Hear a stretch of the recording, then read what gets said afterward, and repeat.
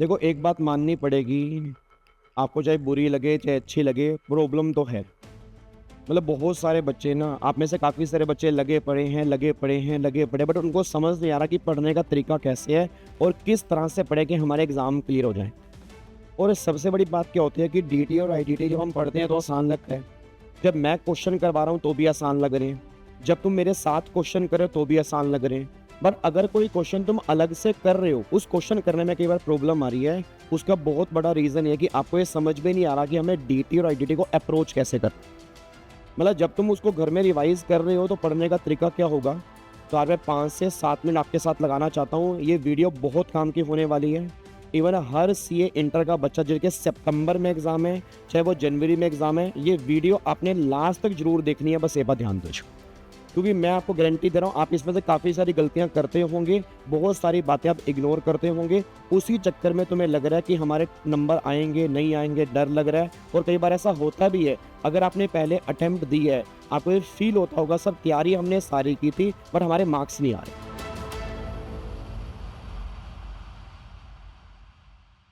अब सुनना ध्यान से, मैं कहना क्या चाह रहा हूँ। आई थिंक जितने बच्चे भी इस टाइम वीडियो को देख रहे होंगे, आप सबने कहीं ना कहीं से क्लास ली होंगी, चाहे वो मुझसे ली होंगी, चाहे वो कहीं से भी ली होंगी। सारे अच्छा पढ़ाते हैं, बुरा कोई नहीं पढ़ाता। बट प्रॉब्लम कहते हैं जब हम पढ़ रहे होते हैं, तो देखो सामने जो एक टीचर खड़ा है ना, उसको कहीं ना कहीं काफी साल का एक्सपीरियंस है। उसको पता है कि लोग को पढ़ाना कैसे है। ठीक है, क्वेश्चन पढ़ने की टेक्निक क्या होती है, क्वेश्चन किस तरह से पढ़ना है। तो जब भी आप पढ़ोगे आपको बहुत ईजी लगेगा। मान लो फॉर एग्जाम्पल मैंने इनकम टैक्स पढ़ाया, जीएसटी पढ़ाया, आपको लगा यार मजा ही आ गया भाई साहब। मतलब गाबा सर आप जैसा कोई टैक्स पढ़ा ही नहीं पाता। या क्वेश्चंस करवा रहा हूँ तो क्वेश्चन में आपको सोल्व हो रहे हैं, आपको मजा भी आ रहा है क्वेश्चन करने में।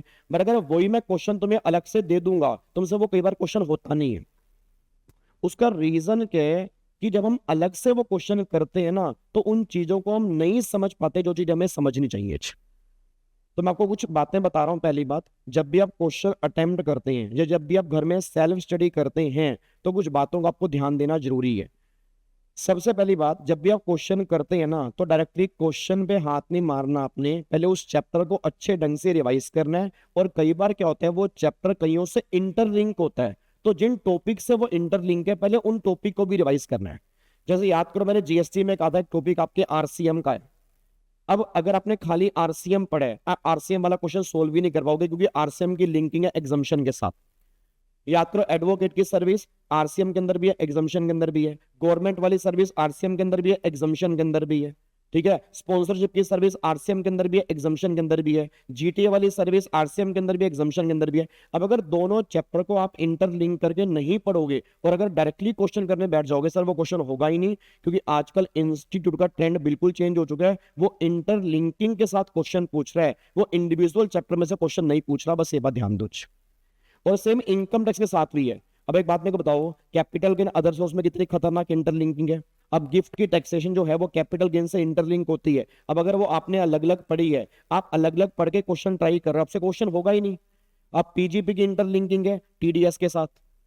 ठीक है, डिडक्शन हर चैप्टर से इंटरलिंक करता है। तो आपको समझना पड़ेगा कि जब भी आप कोई क्वेश्चन करते हो, तो उस क्वेश्चन को करने से पहले मुझे कौन कौन से टॉपिक पढ़ने जरूरी हैं, पहले मैं वो टॉपिक अच्छे ढंग से पढ़ूंगा, फिर मैं क्वेश्चन सोल्व करूंगा। देखना आधा काम तो वहीं हो जाएगा। और दूसरा कुछ बातें मैं आपको और दिखाना चाहता हूं जो काफी सारे बच्चे इग्नोर करते हैं, तो इसको बहुत ध्यान से अब यहाँ पे देखना मैं कहना क्या चाह रहा हूँ। तो सबसे पहली बात, बहुत सारे बच्चे ना अपने आईसीएआई का मटेरियल ही इग्नोर करते हैं। मैं झूठ नहीं कह रहा सर, बहुत सारे बच्चों के मैसेज आते हैं, सर क्वेश्चन बैंक दे दो, पर एडिशनल क्वेश्चन बैंक दे दो। मैं कहा चलो मैं क्वेश्चन बैंक दे दूंगा, ठीक है, क्वेश्चन बैंक देने में कोई दिक्कत नहीं है। क्या आपने आईसीए वाले क्वेश्चन कर लिए? सर एक बार तो हमने कर लिए। अब एक बार कर लिए और कितनी बार करें? तो सबसे बड़ी प्रॉब्लम ये निकल के आ रही है। और दूसरे, आप अपने दिल पे हाथ रख के कसम खा के मुझे बताना, आईसीएआई का जो मॉड्यूल है, उसके प्रोविजन के बाद काफी सारे एग्जाम्पल्स दिए होते हैं। आपने कोई प्रोविजन पढ़ा, आप चेक करना, उसके बाद उसमें इलस्ट्रेशन एग्जाम्पल्स दी होती हैं, वो एग्जाम्पल इलस्ट्रेशन आपने कितनी बार पढ़े। और मैं गारंटी दे रहा हूं, आप पास्ट ईयर पेपर उठा के देख लो, उस एग्जाम्पल में से, उस इलस्ट्रेशन में से बहुत बार पॉइंट्स वहां से बन जाते हैं, बच्चा इग्नोर करके जाता है। सर आई से एआई पागल नहीं है। आई से एआई किसी ऑथर की बुक रेफर करने की बजाय अपनी बुक पहले वो रेफर करेगा, फिर वो किसी ऑथर की बुक पे जाएगा। तो सिंपल सी बात ये निकल कह रही है कि जो मिक्सिंग वाले क्वेश्चन बनते हैं ना, जो उसने एग्जाम्पल दिए हैं हर प्रोविजन के बाद, वो एग्जाम्पल सारे करने बहुत जरूरी है। वो पागल नहीं है, हम आपको एग्जाम्पल दे रहे हैं, बच्चे कह रहे हैं वो हम क्यों करेंगे, उसी में से तो एडजस्टमेंट बनेंगी।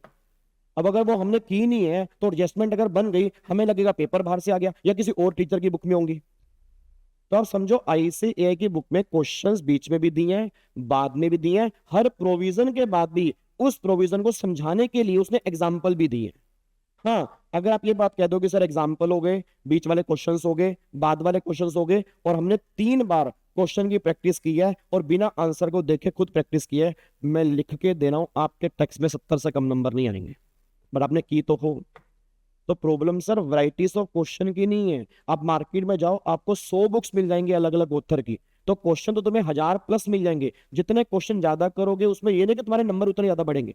मेन ये है कि अगर आपने वो क्वेश्चन अच्छे ढंग से किए हैं, 3 से 4 बार अगर आपने प्रैक्टिस किया है, कॉन्फिडेंस आपको उसके अंदर ही बिल्डअप हो जाएगा, क्योंकि जो कंटेंट उन्होंने डाला है उसके हर तरह के एग्जाम्पल तुम्हारे मॉड्यूल के अंदर है। हाँ सर, हमारे 3 बार हो चुके हैं भाई, अब हमने 3 बार कर लिए, तो इंस्टीट्यूट की आरटीपी भी है, इंस्टीट्यूट के एमटीपी भी है। और तुम क्या सोच रहे हो, मार्केट में जितनी भी बुक्स आती हैं, जिस भी ऑथर्स की आती हैं, उसके अंदर होता क्या है? आपने कभी फ्रंट पेज पढ़ा? उसमें क्या लिखा होता है? आईसीएआई मॉड्यूल, पिछले 5 साल की आरटीपी, पिछले 5 साल की एमटीपी। अब सारा कुछ तो उसके अंदर वही कवर है जो इंस्टीट्यूट वाले दे रहे हैं। बस हाँ, वो बात एक अलग है, वो एक कंबाइंड बुक मिल जाती है, यहाँ पर हमें ढूंढना नहीं पड़ता। तो सबसे पहली गलती है, मैं बता रहा हूँ, जितने बच्चों के भी सितंबर में एग्जाम है, जनवरी में एग्जाम है, ये बात ध्यान देना, आप में से कोई बच्चा आईसीएआई मॉड्यूल का सिंगल क्वेश्चन भी लूज नहीं करके जाएगा, सारे एग्जाम्पल भी अपने करके जाने हैं। दूसरा, आपने पिछले, मैं ज्यादा साल की नहीं कह रहा, पिछले 3 साल की आरटीपी और एमटीपी के क्वेश्चंस आपके अच्छे से होने चाहिए। आपको ये देखना है कि क्या पिछले 3 साल की आरटीपी एमटीपी कर चुका हूं, और ये आरटीपी एमटीपी मॉड्यूल आपकी वेबसाइट के ऊपर होती है, आप डाउनलोड करके इसको कर सकते हो। फिर आपने घर में डेली आधा पौना घंटा लगाना है एक क्वेश्चन को राइटिंग प्रैक्टिस करने का। आप खुद देखना, आप क्वेश्चन कितना खुद करके देखते हो विद प्रेजेंटेशन। आपने कभी चेक किया कि क्वेश्चन करने में कितना टाइम लग रहा है मुझे? आप जब करते हो ना, आप जब घर में क्वेश्चन करते हो, ये सोच के करते हो यार एग्जाम में और अच्छा कर लूंगा, ऐसा नहीं होता भाई। एग्जाम में वही करके आओगे जो तुम अभी कर रहे हो, बस समझ लो। एग्जाम में कोई अनोखा तुम्हें टाइम नहीं मिलेगा, वहां तो और प्रेशर होगा। सिर्फ 3 घंटे तुम्हें मिलेंगे, वहां तुम्हारे हाथ पैर कांपेंगे, तुम्हारे हाथ पैर ठंडे हो जाएंगे। अभी तुम नहीं कर पा रहे तो वहां आके क्या करोगे? तो डेली आपको आधा पौना घंटा लगाना बहुत जरूरी है, चाहे देख के करो चाहे बिना देखे करो। एक क्वेश्चन विद प्रेजेंटेशन अपनी हैबिट बना लो कि मुझे करना ही है, ताकि तुम्हारी स्पीड इंक्रीज हो, ताकि तुम बाहर आके ये बोल सको कि पेपर मैंने 90 नंबर का किया है। अब तुम बाहर आके बोलते हो कि पेपर ही मैंने 70 का किया है, पेपर ही मैंने 40 का किया है, 50 का किया है, 70 का किया है। अब जब तुम पेपर 70-80 का करके आ रहे हो, तो 40-50 से ऊपर की उम्मीद भी कैसे होती है फिर? तो जब तक पेपर आप 100 नंबर का नहीं करके आओगे तो मार्क्स भी नहीं मिलेंगे। उसके बाद फिर आपने हर टॉपिक की एबीसी कैटेगरी बनानी है, जो मैंने टेलीग्राम के ऊपर बना के डाली भी है कि इनकम टैक्स की एबीसी कैटेगरी कौन सी है, जीएसटी की एबीसी कैटेगरी कौन सी है, ताकि तुम्हारे दिमाग में आइडिया हो किस टॉपिक में टाइम लगाना है। कई बार क्या होता है, एक टॉपिक है जो सी कैटेगरी का है, बिल्कुल सिंपल है, बच्चा वही 10 बार पढ़ रहा है, और जो मेन टॉपिक है बच्चा वो पढ़ता ही नहीं है, अगर मैं छोड़ के जा रहा हूँ। तो आपको समझना पड़ेगा कि इनकम टैक्स और जीएसटी में आप अगर कहोगे, मैं दोबारा टेलीग्राम पे डाल दूंगा, इनकम टैक्स और जीएसटी की एबीसी कैटेगरी मैंने बना के रखी हुई है कि कौन से ए कैटेगरी की टॉपिक है, कौन से बी कैटेगरी की टॉपिक है, और कौन से सी कैटेगरी के टॉपिक है। अगर उस बेस पे चलोगे तो आपके नंबर बहुत बढ़िया आएंगे, आपके दिमाग में क्लैरिटी होगी मुझे कितना टाइम किस पेपर पे लगाना है। और फिर लास्ट में हैंडी नोट्स, जैसे मैंने अपने टेक्स्ट के टाइम पर जब मैं पढ़ता था तो मैंने हैंडी नोट्स तैयार कर रखे थे, लिमिट्स जहां जहां लिमिट्स है, टीडीएस है, अब टीडीएस है, डिडक्शंस है, जीएसटी में फॉर्म नंबर है, कई इंपॉर्टेंट सेक्शन नंबर है, तुम बार बार भूल जाते हो, तो अभी टाइम तुम्हारे पास है ना, जिस रूम में बैठ के पढ़ते हो लगा दो 10-15 पेज, क्या होगा, पेंट ही तो खराब होगा ना। घर वालों को बोल देना पेंट करवा लेंगे, भाई पढ़ना भी जरूरी है, सीए बनना जरूरी है, 2 नंबर, दो अक्षर आगे लगाना बहुत जरूरी है, उसी से पैसे कमाएंगे, पेंट करवा लेंगे।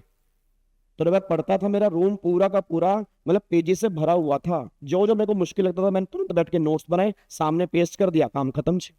अब जब मैं कमरे के अंदर जाऊंगा, बाहर आऊंगा, बार बार रिवाइज करूंगा, ऑटोमेटिकली वो चीजें याद हो जाएंगी।